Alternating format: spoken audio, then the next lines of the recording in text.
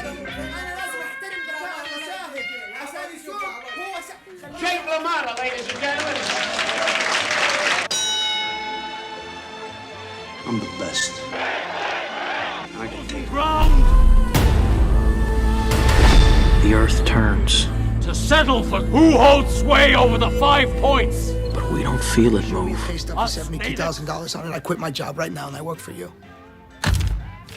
Hey, listen, I quit.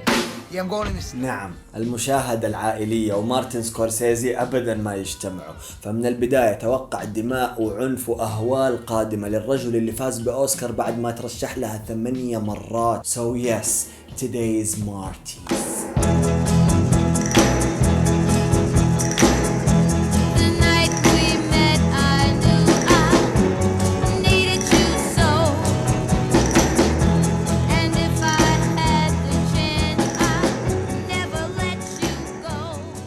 مارتن تشارلز سكورسيزي ولد في 1942 نيويورك لعائلة مسيحية محافظة من أصول إيطالية، وهو صغير عانى من ربو حاد وضعف في بنيته الجسمية، هذا اللي خلى أهله يمنعوه من أي نشاط حركي. Make sure that I didn't run or laugh.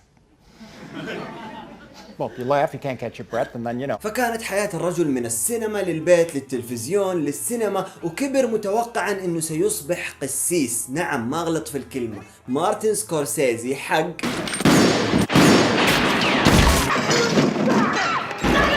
كان يبغى يكون رجل كنيسة، لكن للأسف في أثناء دراسته في معهد إعداد القساوسة تم طرده لسوء سلوكه.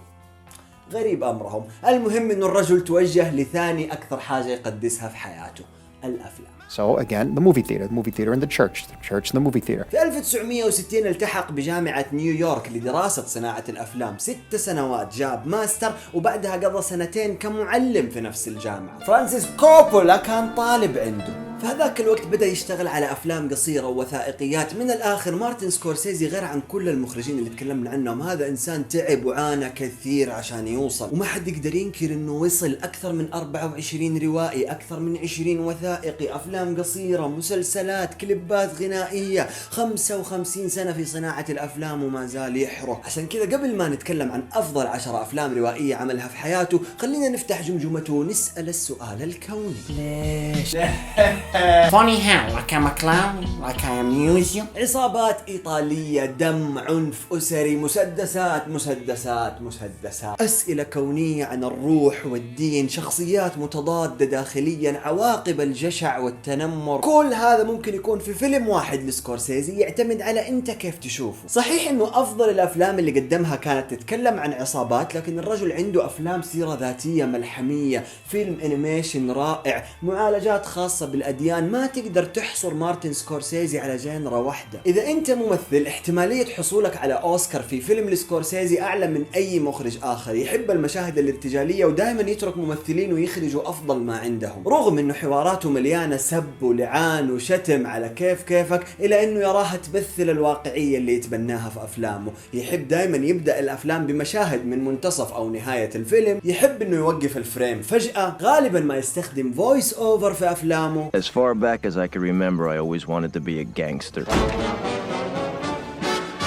وخذ عندك تراكينج شوتس زي اللهب.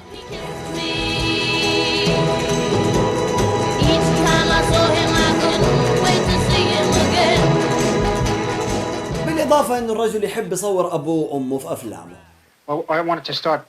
You were going to tell us about the sauce. You were going to show us how to do the sauce. Well, what should I say? مرة صور وثائقي في بيتهم وأمه تسوي مكرونة. الزبدة إنه الرجل هذا عظيم، مو بس لأنه مخرج ولا منتج ولا كاتب. مارتن سكورسيزي هو مؤرخ للصور المتحركة، أسس الفيلم فاونديشن، منظمة غير ربحية تهدف لجمع وحفظ الأفلام القيمة وتوعية الناس بأهميتها، لأنه يشوف السينما إرث بشري لا يقبل التفريط فيه.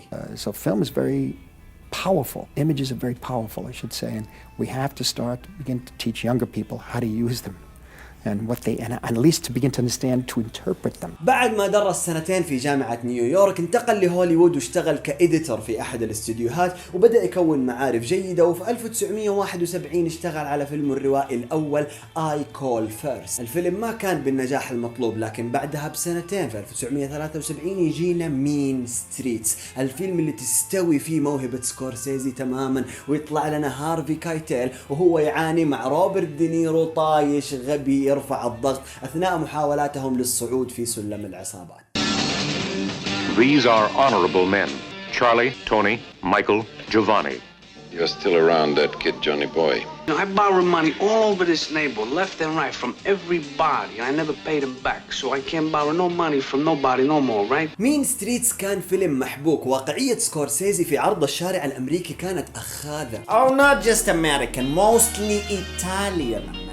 وهنا سيداتي سادتي تظهر لنا موهبة روبرت دينيرو كاملة، وهذا اللي أدى إلى تعاونهم بعدها في الفيلم الرائع تاكسي درايفر.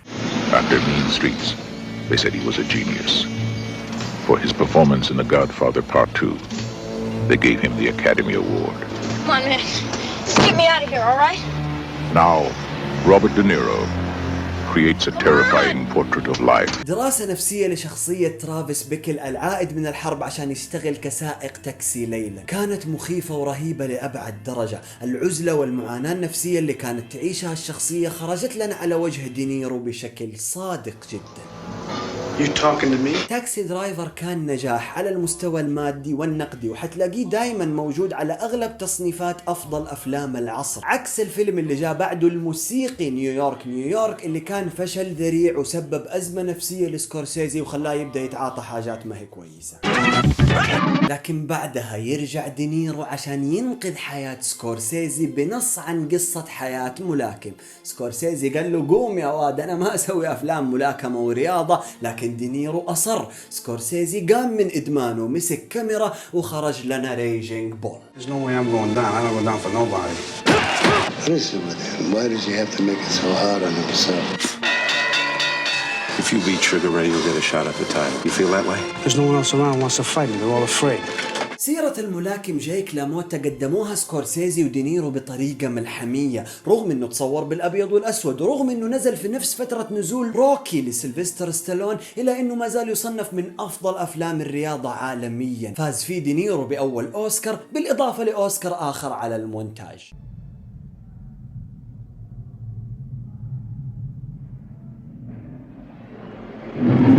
وبعد 10 سنوات اعتبرها ناجحة لسكورسيزي، قدم فيها الفيلم الكوميدي الوحيد له ذا كينج اوف كوميدي، وفيلم كالر اوف ماني اللي كان من بطولة توم كروز في 1990 يجي ويعطينا ملحمته الخالدة، الفيلم اللي يصنف مع ذا جاد فاذر من افضل افلام العصابات على مر التاريخ. Oh, you broke it, Jerry. Hey, Mom, what do you think? You look like a gangster. By the time I grew up, تحفة سينمائية على مستوى اللقطات والسينماتوغرافي، بالإضافة إلى كونه قصة مثيرة، أفضل أداء لري ليوتا في تاريخه السينمائي، بالإضافة للثنائي الملسوع دينيرو وصاحبه المعدوم اللي أخذ أوسكار أفضل ممثل مساعد في جود فيلز جو بيشي. it's funny, you know. It's a good story. It's funny. You're a funny guy. What do you mean? You mean the way I talk? What? It's just, you know, you're just funny. It's. I make you laugh? I'm here to fucking amuse you? What do you mean funny? Funny how? How am I funny? لكن لو انت ما تعرف جو بيشي الا من هوم الون يا حسافة. وهذا ياخذنا لأيقونة لاس فيغاس، الفيلم الرائع اللي كان من بطولة نفس الثنائي الملسوع كازينو.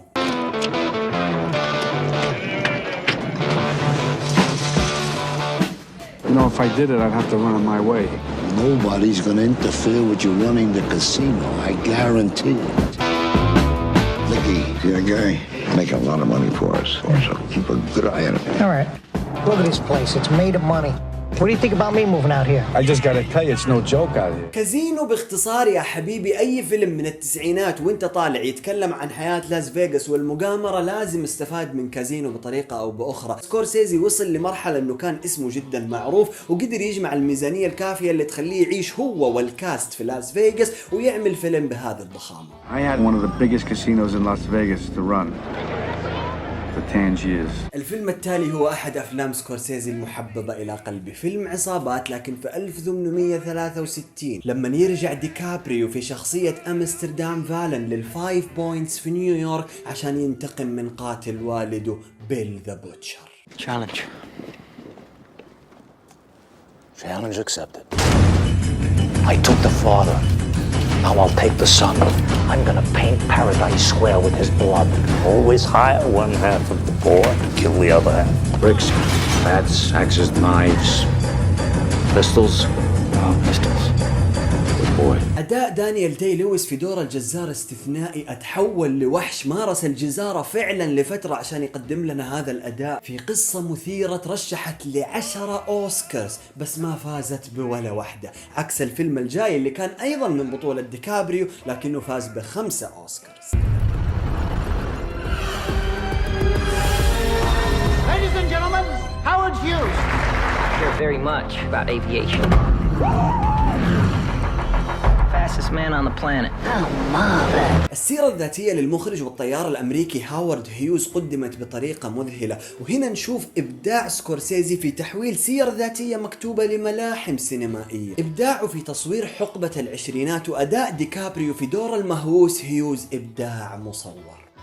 When I was your age, they would say we could become cops or criminals. What I'm saying is this. When you're facing a loaded gun, what's the difference? وهنا عمك سكورسيزي سلطن يا عزيزي. ذا ديبارتد يعني ديكابريو في دور شرطي متخفي يتعامل مع مات ديمن في دور شرطي مرتشي من العصابة الإيرلندية جاك نيكلسون، بينما مدير المحققين مارك والبرغ. صحيح انه الفيلم مقتبس من الفيلم الكوري انفيرنال افيرز، لكن سكورسيزي اخذ القصة لمستوى اخر بحبكة واداءات ممثليه. وهنا ليديز اند جنتلمان يحصل مارتن سكورسيزي على اول أوسكار على الإخراج. And the Oscar goes to Martin Scorsese. Martin Scorsese's road to the Oscars began in 1956. Thank you. Could you double check the envelope? ونيجي لشاتر آيلاند، فيلم سكورسيزي المظلوم نسبيا، وما أعرف ليش. قصة مثيرة بتدور أحداثها على جزيرة فيها مستشفى للمجرمين ذوي الأمراض العقلية، أداءات رائعة من ديكابريو ومارك رافلو، حبكة مرتبة، تويست عظيم، ومؤثرات بصرية متعوب عليها. Welcome to Shutter Island. You're hereby required to surrender your firearms. We are duly appointed federal marshals. But during your stay, you will obey protocol. Is that understood? We take only the most dangerous and damaged patients, ones no other hospital can manage. Not gonna give up without a fight. What if while you were looking into them, they were looking into you? Now they have us both here now. واخيرا اكيد مر عليك ذا وولف اوف وول ستريت، تقدر تسميه تعظيم لحياة المجرم، بذخ هوليوودي، مخدرات، 569 مرة تنقال الاف وورد، لكن اعتقد انه هذا هو اسلوب سكورسيزي اللي تعودنا عليه من البداية. المبالغات الدرامية هي احد ادواته المعتادة، فاعطانا السيرة الذاتية لوسيط بيع الاسهم ديكابريو وهو يطغى على العالم مع جونا هيل. 22 billion in 3 hours! The real question is this: was all this legal?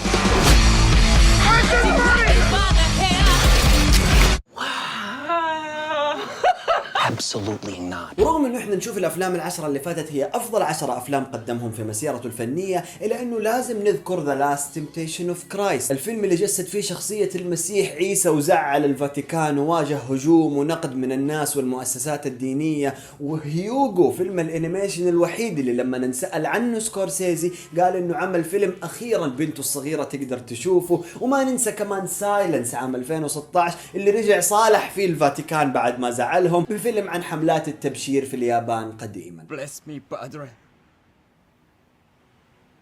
for I have sinned.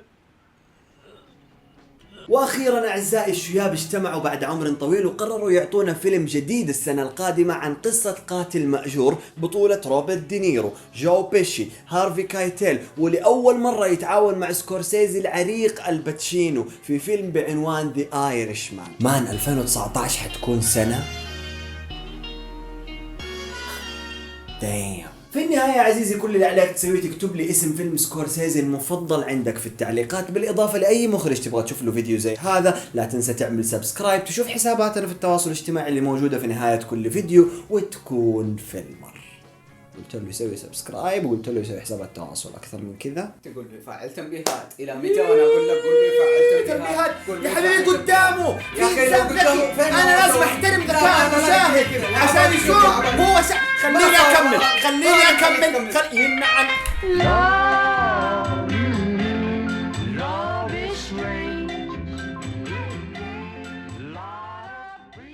لا تنسوا تسووا سبسكرايب، فعلوا جرس التنبيهات، تشوفوا الفيديوهات اللي فاتتكم، تشوفوا حسابات التواصل في نهاية كل فيديو، تكونوا في المرس.